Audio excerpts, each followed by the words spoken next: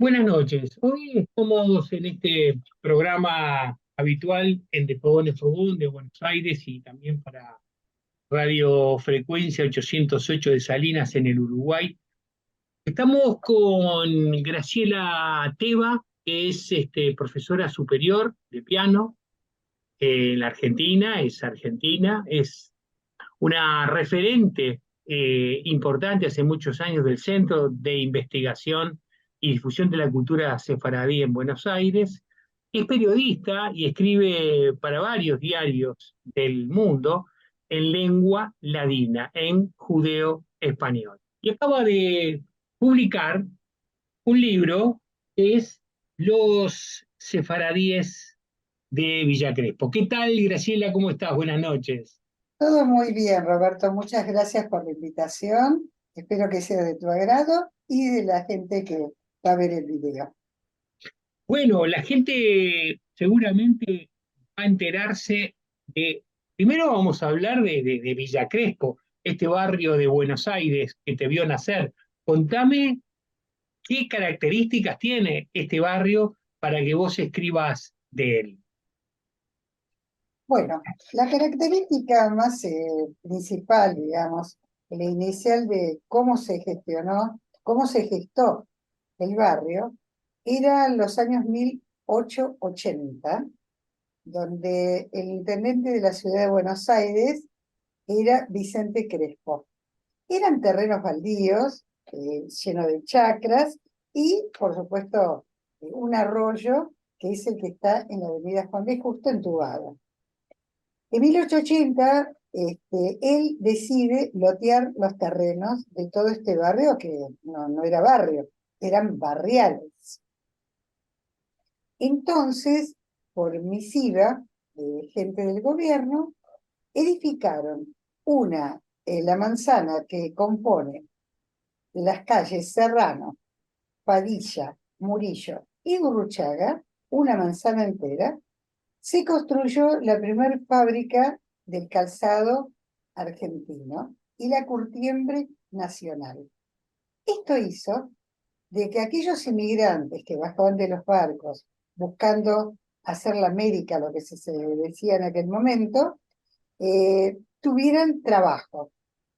Y lo particular fue que a una cuadra en la calle Serrano, entre Padilla y Murillo, se hizo un conventillo que salía por la otra calle que era Tames, que es Tames. Ese conventillo en la actualidad todavía está en pie. Ese famoso conventillo era un famoso conventillo porque había inmigrantes de todas las razas y de todas las nacionalidades. Así fue que el dramaturgo argentino Alberto Bacareza se inspiró en eso, hizo el famoso sainete El conventillo de la paloma. Esta paloma era una mujer ligerita que trabajaba de noche. Entonces el sainete se produce bajo el axioma de qué pasaba con esta paloma. Ahora, vuelvo al barrio, que es lo interesante. Aquí habitaban todos aquellos obreros que trabajaban en ambas fábricas, estando a una cuadra, entonces no tenían que transportarse, no tenían que viajar, y así fue creciendo el barrio. Así con la inmigración, también como venían españoles, italianos, de Europa del Este, de los Balcanes, también cayeron muchos judíos que venían de los países de Polonia, Austria, lo que hoy es también, eh, bueno, todos estos países, Ucrania, perdón. También vinieron sefaradíes. ¿Qué es sefaradí? Es aquella persona que tuvo sus ancestros que vivió en España. Es el judío que salió de España cuando la Inquisición expulsó a todos los judíos de la península ibérica. Estos judíos fueron a parar a todos los Balcanes, la cuenca del Mediterráneo y otros países, que se asentaron con estos países, ellos que llevaron la lengua que se hablaba en la península ibérica en 1492. ¿Qué es el judío español? O también mucha gente lo conoce como ladino, que es otra cosa. El judío español es aquella lengua que conservaron a 550 años hoy, que se conserva hablando, escribiendo, donde hay mucha literatura. Es una mezcla de español, leonés, castellano, gallego, catalán y todas las lenguas que hasta ese entonces se hablaban en la península. Lo interesante que nosotros los sefarditas hoy la conservamos tal cual la llevamos de la península, agregado con algunos términos del turco, porque con el Imperio Otomano también estos judíos se asentaron en todos los países del habla del Imperio Otomano. Entonces, en Turquía fueron adaptando algunas palabras del turco, un mal deformado francés, porque también tuvo implicancia cuando se instalaron las escuelas de la Alianza Francesa Universal. Esta alianza francesa se asentó todas las escuelas en países donde dominaba el Imperio Otomano. Entonces, así como estudiaban el francés, estudiaban el hebreo, porque era de dominio francés, con Antonio Cremont. ¿Qué pasa? En esta lengua, vuelvo a la lengua, por ejemplo, lo decimos chapeo al sombrero. Es una deformación del chapeau, ¿sí? Pardessus al sobre todo, calza a las medias, y así se fueron sumando un montón de términos de muchos lados donde se instalaron. Es el caso que, por supuesto, en 1400 todavía no existía el tenedor. Cuando Grecia le pone el nombre al tenedor, que es pirón, el judío español toma esa palabra y la incorpora al lenguaje judío español. Por eso nos decimos, toma este pirón y pincha en la dulce, ¿no? Entonces toma el tenedor y pincha el dulce. Y así un montón de cosas más. Esto de Villa Crespo, Sí, no, Graciela, ¿cómo allí entonces en este barrio de Villa Crespo se vienen a instalar, digamos, distintas comunidades europeas en migración? Entonces, exactamente, ¿de pero no dónde? sefaradíes, A ver, y no contame de los sefaradíes, sefardíes específicamente. exactamente. Vos sabés que todas las migraciones de todos los siglos, de todos los países, siempre, digamos, aconteció lo mismo, ¿no? Venía alguien y iba llamando a un familiar, a un hermano, un cuñado, al primo, al tío, y así iban viniendo. La inmigración sefaradí comenzó en 1995, perdón, 1895. Así es el caso de mis abuelos que recalaron a la ciudad de Buenos Aires entre 1905 a 1910, ¿Y de dónde venían? de Turquía. Los míos venían de Turquía. Entonces, ¿qué pasaba? Iban al puerto de Buenos Aires y había un conventillo muy famoso que tomaba en la zona del Bajo, así como Montevideo también ustedes tienen la zona del puerto, nosotros también. No es casual. No es casual. Estos inmigrantes bajaban al hotel de inmigrantes, inmediatamente buscaban dónde vivir, dónde trabajar, y así se iban llamando.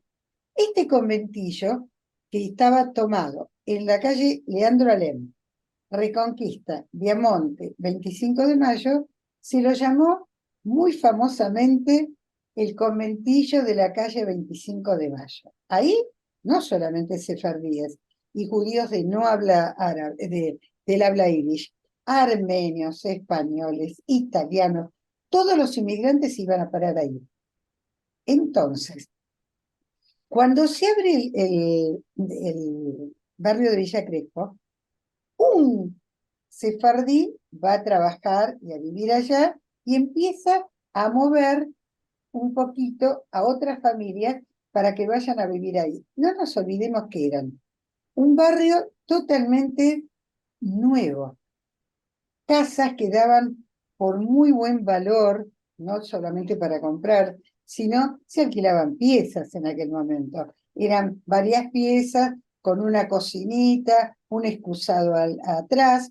Y bueno, así fueron viniendo hasta que formaron la comunidad de Villa Crespo. Las comunidades, no solamente los judíos, ¿qué es lo primero que hacen? Un círculo donde poder reunirse, y lo primero que hacen, ¿qué es? El cementerio. Cementerio porque, bueno, eran épocas de epidemia, los chicos morían chicos, no había penicilina, entonces el tifus, la peste negra, neumonías, al no haber antibiótico, evidentemente la mortalidad era mayor. Así fue que se formó la comunidad judía de Villa Crespo. En este caso yo me refiero a la sefaradí. ¿Y el cementerio estaba dónde? El cementerio, en principio, hasta que se compraron los terrenos, en el famoso cementerio de Liniers, que pega justo en la estación Liniers, y todo el cementerio está bordeado del tren, que es la línea Sarmiento de Buenos Aires. Por ejemplo, ahí yo encontré a 3 bisabuelos. El que falta está sepultado en Turquía. Estos 3 bisabuelos ya murieron en Buenos Aires. Hasta que compran las tierras de lo que es el llamado cementerio de Ciudadela. Esto acaece más o menos para 1930. En este cementerio de Ciudadela yo tengo sepultado al papá de mi papá y a la mamá de mi mamá, que por casualidad murieron en el mismo año, en 1933, mi abuela con 39 años y mi abuelo con 47. Ya están sepultados ahí. Ahí ya teníamos dominio de un cementerio también propio, Y, no te- compartido. y tenían, también ¿cuándo se establece la primera sinagoga? ¿La sinagoga de Camargo es la primera? Sinagoga de Camargo es la primera de Villa Crespo, ¿no? De Villa Crespo, sí, sí, sí. ¿Y esa de qué año es? 1900, mira, cumplió 110 años, estamos hablando de 1910, 1912, más o menos, que ya hacía como 10 años que estaban viniendo los inmigrantes y bueno, ya era necesario. Así como hicieron la sinagoga, que por supuesto al principio funcionaba en la habitación de una casa. Ahí Después, en la misma calle Camargo, ¿dónde pusieron la no, no, primera? no, eran casas Casas particulares. particulares. Después alquilaron en una ocasión el Cine Villa Crespo, hasta que compran el terreno de Camargo 870, ¿no? Que por supuesto era una keilá, una sinagoga chiquita. Después la nueva, que es muy parecida a la sinagoga de la calle Buenos Aires de Montevideo. Tiene la misma cúpula, la misma arquitectura dentro, muy parecida. ¿Y por qué? Esa fue edificada en 1956. Se terminó en 1960. ¿Y qué imita esa arquitectura que emula alguna original española o turca? No te sé decir. No sabes. No, no. Graciela, este libro está además lleno de personajes que nacieron y que vivieron en Villa Crespo. Yo te voy a pedir para los oyentes, para que nos hagamos un poquito al oído de esta lengua judeo-española. Por ejemplo, veo que Alejandro Romay, el productor de televisión, también es de la zona, pero contame de él, pero contámelo en ladino. Bueno, yo voy a hablar un poquito despacito, a vagar, a vagar. Así se dice también en portugués. A vagar, a vagar. Tranquilo, tranquilo. Yo voy a hablar a vagar, a vagar. Mira, el personaje de Alejandro Romay es muy simpático. Él no nació en la ciudad de Buenos Aires, además nació en la ciudad de Tucumán. Eso también es interesante del modo de que no estaban todos en Buenos Aires. iban a una provincia en 1500 kilómetros, a 1800 kilómetros, ¿de qué? ¿Cuál era la causa? Era el treno. Las vías del treno llegaban a todos los pueblos. Ama, Ancina, hablando judesmo, que es muy, muy, muy parecido al español, ellos bajaban de los barcos y pichín, rápido, rápido, se integraban, porque la lengua es muy parecida. Ellos comprendían todo y también sabían hablar. La gente decían, adiós, este hombre está hablando con hierros, con equivocaciones. No, no eran hierros, era el español que se hablaba en la península. Voltando, Alejandro Romay eran de una familia muy pobrereta, muy pobrereta. Amael tenía buen meollo, buenos penserios.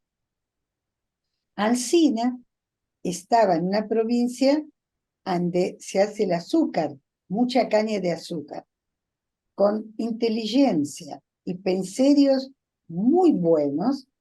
Él empezó a estudiar y a empezarse del modo cómo se destila de la caña de azúcar y se hace el azúcar. Ancina fue laborando. Amael tenía muy buena voz. Y un día, esas cosas del destino, aconteció que lo sintió un locutor y le dijo, mira, tú tienes buena voz, ¿no quieres venir a animar los carnavales? Antes los carnavales se festejaban muy mucho. Y dijo, ¿de qué no? Va a probar. Si está bueno, y si no lo hago más.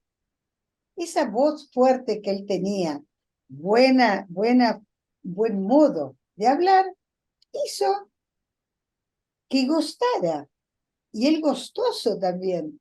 Entonces, Ancina fue creciendo, hasta que llega a la ciudad de Buenos Aires, a los 20 años, a hacer el ejército militar, que antes era obligatorio. Y bueno, aquí también en el ejército empezó a comunicarse hasta que fue locutor de una afamada marca de aceite. Él tenía programas de radio y su voz se sentía aceite la malva loca. Entonces ya la gente lo sentía y ya estaba Ancina sabiendo del modo que hablaba Alejandro Romay. Ancina, muy, muy gustoso del tango, se fue acercando a personas del tango que tañían, tocaban, y otros que componían, otros que cantaban. Y Ancina fue el modo que se metió en el mundo de la radio y la televisión. Él fue llamado el zar de la televisión. ¿Por qué? ¿De qué? Bueno, él fraguó grandes programas, los almuerzos de Mirta Legrand, y ahora no recodro cuántos más.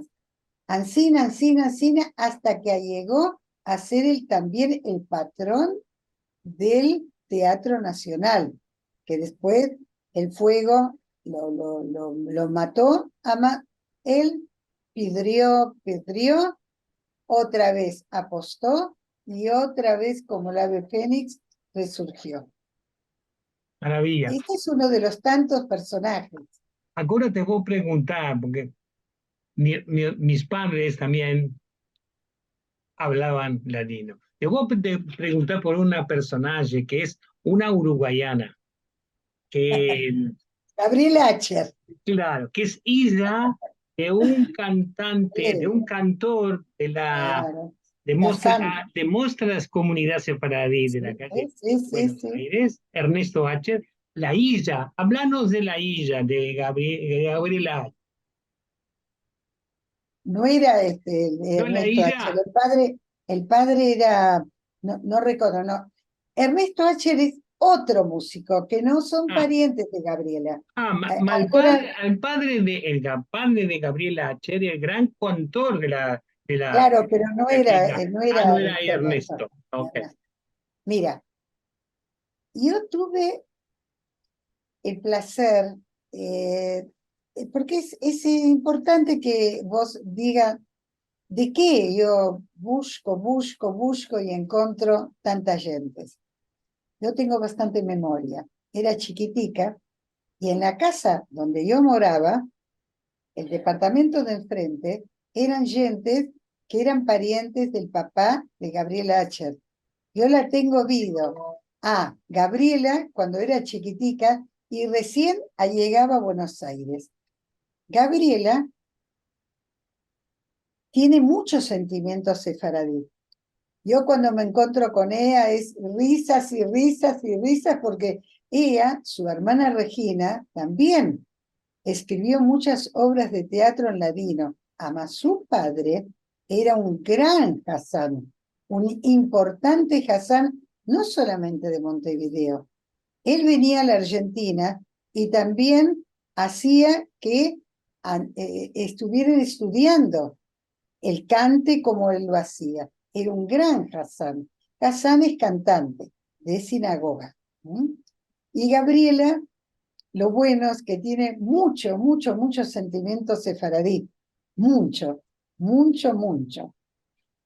Y un poco para terminar, vamos a ir a un personaje que tiene mucho que ver contigo, con tu profesión de pianista, y es Ben Secri, Mario Ben Secri.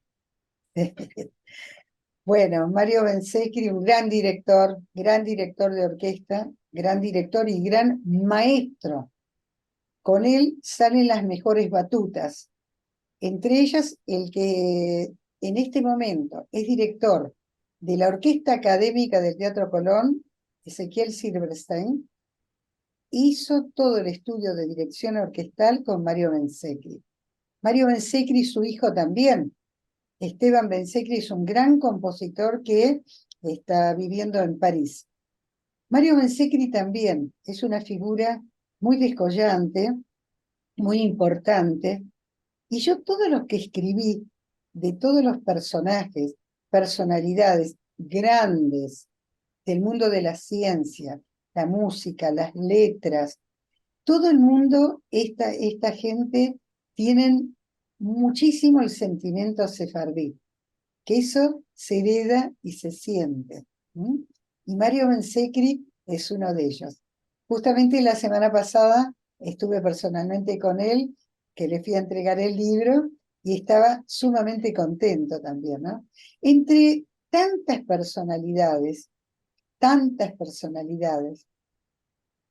tengo grandes músicos. Violeta Gemsi de Gainza, que falleció hace cosa de 4 o 5 semanas. Está el profesor investigador del cáncer, el profesor José Mordo del CONICET, que es la Comisión Nacional de Investigaciones Técnicas, ¿sí? Que dirige el Instituto Leluar. Está el doctor en estadísticas, Víctor Joay, que tiene máster y así dentro del libro, así como me dediqué a gente que pudo formar y armar el templo y la comunidad, me dediqué también a aquellos personajes de Villa Crespo, los primeros sefaradíes, el primer imprentero de Villa Crespo, Víctor Albala, que después era un imprentero re famoso, fue el primer imprentero sefaradí afincado en Villa Crespo. O el señor que hacía las tumbas, ¿sí? Salomón Fargi, y así. Ese libro no solamente está, digamos, compuesto por gente que hizo la comunidad, personalidades, personajes, sino también hay cuentos y viñetas mías. ¿Mm? Sí, además es un libro que relata muchas de las costumbres, ¿no? Y de la parte de la gastronomía y de los oficios. Es interesante porque todos estos personajes aparecen cada cuánto, aparecen en el diario El Amanecer de Estambul. Bueno, mira, en este libro hay 65 artículos. En este momento tengo arriba de 300, en los cuales Que se tuve que... están publicando en El Amanecer de Turquía, ¿no? En Sí, el sí, diario. permanentemente. En, Sí, en España también. En el Amanecer de Estambul, Turquía. sí. Eh, Justamente me llevó bastante trabajo seleccionar porque decía, pero este es importante, este también, todo era importante, pero no podía poner 200 artículos porque en vez de un libro salía una enciclopedia.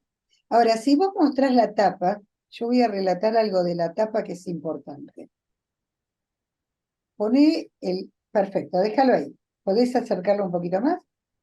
Ahí, ahí.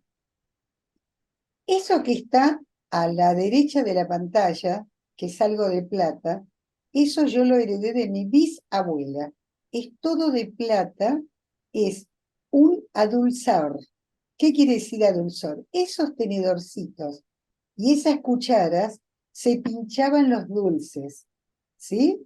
Y con la cuchara también se comía el xarope, que es pura azúcar con clara de huevo. La tarjetita que está arriba que dice a mi querida hermana, ahí, ahí. Esa tarjeta, ahí, ahí. El año que viene va a tener 100 años. Es un hermano de mi abuela materna que le escribe a mi abuela y a mi abuelo. Dice a mi querida hermana y cuñado, Esther de Nisim Israel, un recuerdo sincero, Moish Ishbia. Dice ahí 16 del 12 de 1924. Subilo un poquito. Ahí, ahí. Más ahí. Y el otro que dice, recuerdo cordial para mi querido sobrino y familia de vuestra tía Reina Treves, va a subir un poquito. Ahí. Dice 8 de enero del 49 Tel Aviv. Esa era una tía de mi papá. Estamos hablando de 74 años. ¿Yo por qué puse esto? Para que ustedes vean que era en una época que en 1900 las familias no eran alfabetizadas, pero en el caso de mi familia materna y paterna sí, porque asistían a las escuelas de la Alianza Francesa y ellos traían ya alfabetizado. ¿Mm?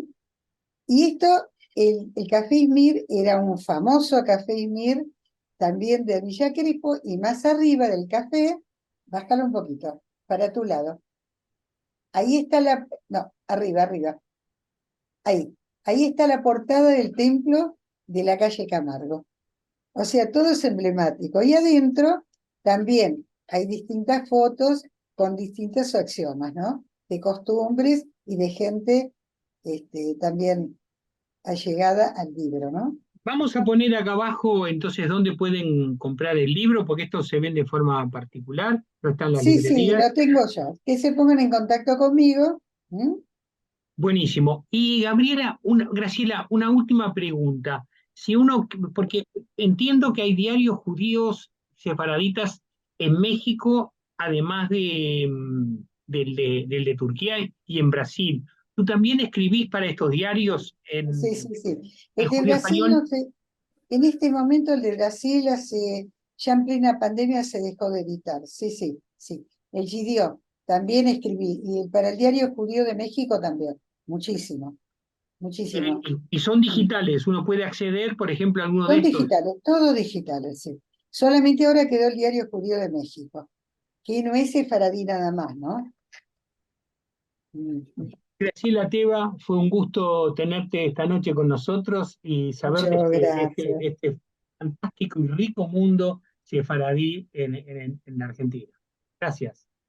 Muchas gracias a vos y a los oyentes.